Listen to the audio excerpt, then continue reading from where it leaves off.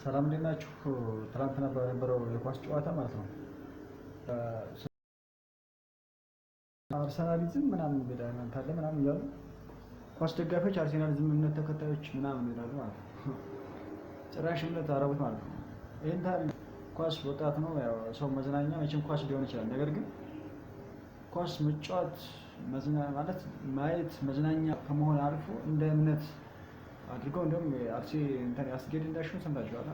አርሲዎች እንኳን አደረሳችሁ ምናምን እያለ በቃ እንደዚህ አይነት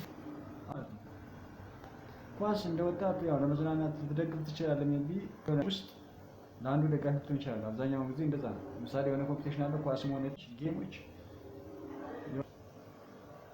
የእምነት ያክል እንደግፍ አንችልም። አቁም ወጣቶች ስለማለት ፈልጌ ነው። በማይገባ ባንገባ ደስ ይለኛል።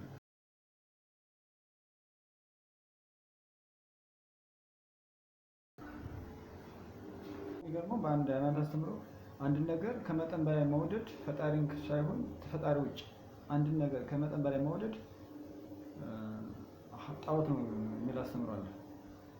ስለዚህ አንድ እምነት ሲወሱ አስጌ ስለዚህ እምነት ተከታዮች ምናምን የብኛ ኳርሳ እንደግፋል እና ያለን ግን ያስቀራው ሰዎች እንደዚህ ነገር ባታደርጉ ይመከራል።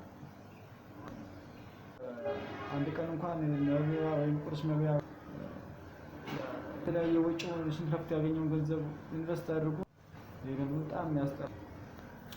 ኤኒዌይስ እንደዚህ ነገሮች ይመቻችሁ። ሌላ ቪዲዮ እመለሳለሁ። በቅርቡ ይመቻችሁ።